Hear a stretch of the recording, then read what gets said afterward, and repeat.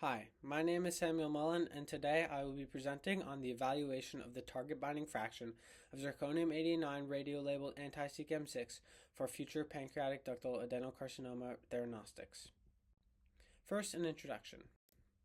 Pancreatic cancer was the fourth largest cancer-related cause of death in the United States in 2023, and 90% of pancreatic cancer cases are classified as PDAC, or pancreatic ductal adenocarcinoma. PDAC is extremely deadly and has a 5-year survival rate of less than 10%. Some of the factors that contribute to this are that 80 to 85% of patients show either a locally advanced or metastatic disease at the time of diagnosis, meaning that the cancer has spread. Also, the PDAC tumor microenvironment is characterized by dense fibrostroma and abnormal vasculature, which both contribute to drug resistance. This makes treatment very difficult for doctors, as surgery and external beam radiation therapy cannot effectively reach or treat distant metastases that occur often in PDAC. Also, chemotherapy only offers slight improvements in survival rates due to the drug-resistant tumor microenvironment. A potential fix for this is targeted radiotherapies, as targeted radiotherapies are not only able to treat the main tumor site but also the distant metastases. Targeted radiotherapies work by finding a target antigen that is overexpressed on a certain cancer and then using an antibody with a high binding affinity for it to deliver a radionuclide to the main tumor site and the distant metastases to treat the cancer.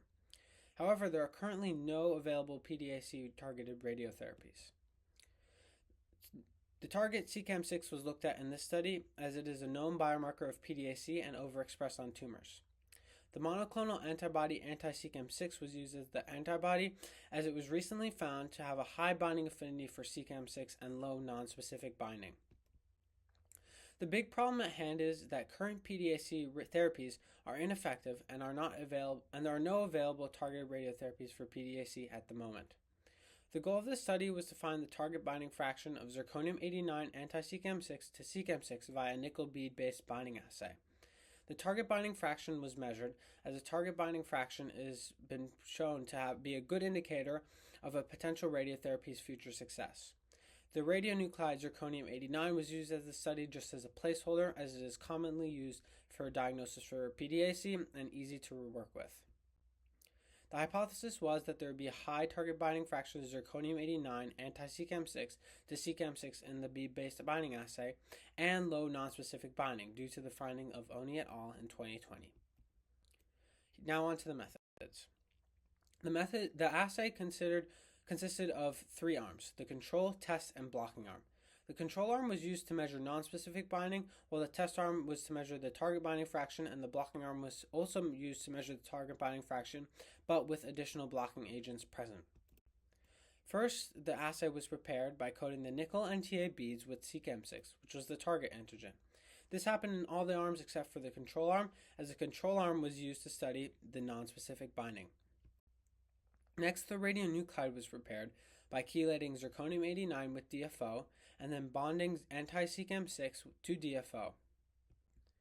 After a 30-minute incubation period, the radionuclide was added to all the arms in the study, and then non-labeled excess anti-CEACAM6 was added to the blocking arm in order to measure the target binding fraction with the blocking agent anti-CEACAM6 present. Following a 1-hour incubation period, the beads supernatant and 2 washes were collected. Then, using a gamma counter, the radioactivity on these 4 types of test tubes were measured in microcuries. To calculate the target binding fraction, the amount of radioactivity on the beads was divided by the amount of radioactivity on the beads plus the supernatant plus wash 1 and plus wash 2. For statistical analysis, a 2-tailed t-test was performed, and p-values of less than 0.01 were considered statistically significant. Now on to the results. This table shows the raw gamma counter results from the study, and it shows that there was relatively high amount of radioactivity in microcuries in the supernatant and relatively low on the beads. Then, after calculating the target binding fraction, it was found that the average in the control arm was 2.22%, 3.69% for the test arm, and 4.46% for the blocking arm. So in the end, the control arm had the lowest target binding fraction, with the blocking arm having the highest, and the test arm had a relatively low target binding fraction. Now looking in on the control and the test arm. Well, after subtracting the non-specific binding, which was measured in the control arm, the target binding fraction was actually only 1.24% in the test arm. This was because by subtracting the binding of the radionuclide to the nickel beads without CEACAM6 from the radionuclide that attached to the beads in the test arm, if you could find that only 1.24% of the radionuclide attached to the beads in the test arm via CEACAM6. The p-value, however, was statistically insignificant as it was 0.134. Now looking at the blocking in the test arm, it was surprising to find that the blocking arm had the highest target binding fraction of all, as the blocking arm had blocking agents present, and you would think that a blocking agent would block the radionuclide from binding to the beads, but in the end it ended up having the highest target binding fraction. Then again, though, the p-value was 0.373, meaning the results were statistically insignificant. Now for the discussion. The test arm had the lowest target binding fraction of all after subtracting for non-specific binding, and this was most likely due to the dissociation of DFO, the chelator of zirconium-89, and the radionuclide zirconium-89. This is because the coordinate chelation bond between DFO and zirconium-89 was the weakest in the radionuclide, meaning it was the most likely to break. This breaking would have resulted in free-floating zirconium-89 in the supernatant, so even if anti-CEACAM6 binds to the beads, the radioactivity wouldn't have shown on the beads from the gamma counter. Experimental error was likely, though, due to the high p-values from the results, and in the end, this low target binding fraction does suggest, though, that zirconium-89 anti-CEACAM6 may not be the best option for therapy. Some areas of future research would to be use copper-67 as a radionuclide, as it is common use for therapy for other cancers. A cell-based assay and repetition of the experiment would be two other good ways to recalculate the target binding fraction. So, in summary, zirconium-89 anti-CEACAM6 had an average target binding fraction of 3.69% in the test arm.